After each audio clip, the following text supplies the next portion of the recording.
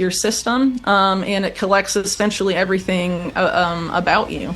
And so currently it's being used to target and classify immigrants for deportation, but it has those same capabilities. They could be used against, actual American citizens domestically if the war on domestic terror was ever to begin in earnest. Palantir was incorporated by Peter Thiel, and Peter Thiel and Alex Karp, who were two of the Palantir co-founders, talked to Richard Pearl, who put them in touch with the person who was running Total Information Awareness, and they basically said, they viewed him as John Poindexter was his name. They viewed him as the godfather of modern surveillance, and they wanted to essentially recreate what he was doing. But they did so as an entirely private entity, and in doing so, because the government wasn't directly involved, a lot of the outcry just dissipated. And the earliest funders of Palantir were Thiel himself, but also the CIA's In-Q-Tel. And the CIA was Palantir's first client and was their only client, I believe, for their first 5 or 6 years as a company. Alex Karp has said the CIA was always the intended client of Palantir. And so I find it an immensely concerning company, particularly its interest in predictive policing, but essentially it would comb all of the data off of your smartphone and put it into its pre-crime. Palantir isn't a data analytics company anymore. It's the quiet continuation of a surveillance system the public already rejected once. Built in the shadows after Congress shut down Total Information Awareness, it moves mass surveillance out of government hands and into the private sector, where constitutional limits no longer apply. What Whitney Webb exposes goes beyond speculation about the future. It describes a system already operating, deciding risk, behavior, and control before most people even realize it exists. I fear that because of the increased power of an entity like Palantir in the US government now, that the next shoe to drop there will be a huge push for pre-crime, predictive policing, as discussed earlier. And Trump nearly fell for that trap in 2019 when there was a spate of mass shootings. William Barr, who was an attorney general, it got barely any media coverage, but he created the legal infrastructure for pre-crime in the United States through a program called DEEP. Most people think Palantir is a data analytics company, a tech firm that helps governments and corporations make sense of large amounts of information. That framing is intentional because what Palantir actually is a surveillance and intelligence operating system built to predict human behavior and intervene before it happens. What that program proposed was for an AI to go over all of Americans' social media posts and determine what they called early warning signs of neuropsychiatric violence. And if a user's profile was flagged, all sorts of things could be triaged from that, including, court-ordered physician appointments and all sorts of things that sound terrible. Trump, according to the Washington Post, liked the idea. To understand why this company exists, you need to go back to 2003. That year, the United States Congress defunded a program called Total Information Awareness. The program was run by DARPA, and its goal was breathtaking in its ambition. It wanted to build a single system that could ingest every piece of data about every American: communications, finances, travel, medical records, identity. One database, one profile, one prediction engine. Congress shut it down because the public backlash was fierce. People understood immediately what it meant. That same year, Palantir was founded. That is not a coincidence. The program did not die. It relocated. All of this is going to go into this master database, and the goal of Palantir, just like it was with Total Information Awareness, is about stopping crime before it happens. It's pre-crime. And Trump has been openly building databases on people.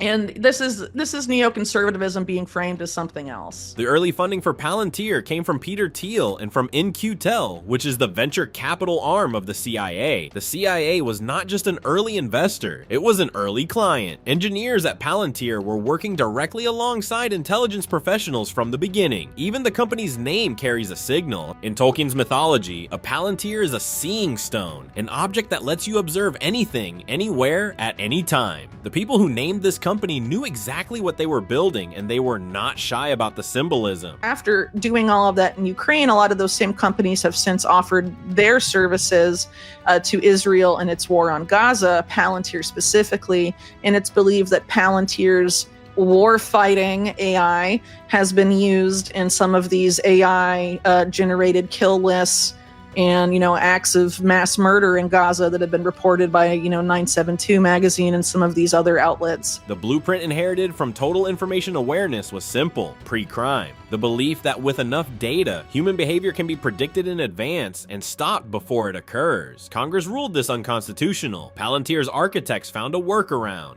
the third-party doctrine. Under U.S. law, data you voluntarily give to private companies loses Fourth Amendment protection. When you use social media, banking apps, GPS services, or health trackers, that data can be accessed by the government through private intermediaries without a warrant. Palantir sits at the center of that pipeline. Privatization became the constitutional escape hatch. Doing the U.S. government to try and get payments restored to them for the use of their software, but it was stolen illicitly. And so by turning it, sort of laundering it into these different companies, they were able to avoid ever paying the Hamiltons any money for the software that they essentially stole. And so anyway, I don't want to get too off the topic of Palantir, but these are the characters that essentially created it, and it labels people as, there's a label, you can label someone as a subversive in the Palantir system, and it collects essentially everything about you. 1. To understand why these networks exist at all, you have to go back further. During World War II, U.S. intelligence agencies formed operational alliances with organized crime, which controlled docks, ports, and logistics critical to wartime operations. Operation Underworld was Yale. That relationship did not end after the war. It evolved. Over time, organized crime's financial systems migrated into legitimate banking. Money laundering didn't disappear, it professionalized. Intelligence-linked financial networks survived collapses by shifting into new institutions. Power doesn't dissolve, it adapts. The digital version of this ambition appeared decades before Palantir in a piece of software called Promise. It was designed to track individuals across databases, merge records, follow transactions. The concept of mass digital surveillance existed before the internet made it feasible. What changed was not the ambition. What changed was the technology catching up to it. PayPal's anti-fraud algorithm, and then around the time this post 9/11 surveillance operation called Total Information Awareness, which was housed at DARPA, was running into problems with Congress and was about to be defunded. Alex Karp and Peter Thiel come to the people that were running Total Information Awareness and basically offer them Palantir as a vehicle to privatize Total Information Awareness. And the person that connected them, the TIA, the Total Information Awareness team, with the early Palantir people, Thiel and Karp, was Richard Pearl, who is a notorious neoconservative figure, architect of the Iraq War, wrote the Clean Break document for Netanyahu when he first became Prime Minister of Israel, telling him that there needed to be regime change in Iraq and Syria, among other things. Very controversial figure. Control over a population requires more than surveillance. It requires consent, or at least the absence of organized opposition. That is where media consolidation becomes a tool of the system. When 6 corporations own nearly everything people watch and read, narrative management becomes infrastructure. Culture is used to normalize policy outcomes before those policies are ever debated. The Overton window does not shift by accident. The central asset that makes all of this possible is the master database. Palantir's systems have been used to merge surveillance data with tax records, health information, and financial data into unified citizen profiles. Not profiles of suspects, profiles of everyone. This is not a future threat. Pilot programs for predictive policing powered by exactly this kind of data were already running in cities like New Orleans, where residents had no idea the program existed. No public debate, no legislative vote, just deployment. So it's the ultimate, algorithm to prison pipeline for people.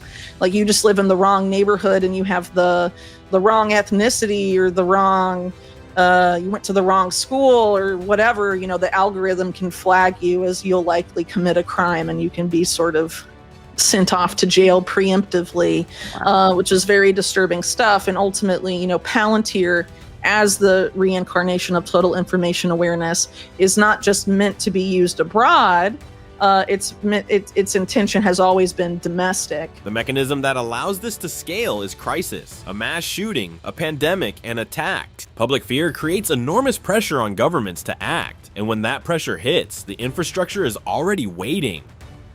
Systems that would have faced massive resistance in calm times get deployed in 72 hours during an emergency. The public does not ask questions when they are afraid. They ask for solutions. Palantir has the solution pre-packaged. The legal framework that allows pre-crime intervention to become official policy already exists. Extreme risk protection orders allow courts to act against individuals before any crime is committed based on behavioral assessment. The architecture is in place. What it needs is scale and a trigger. Administration was considering but did not implement a health-focused version of the Pentagon's DARPA. They were calling it HARPA, and that the pilot program of the proposed HARPA. Health data is the next enforcement vector.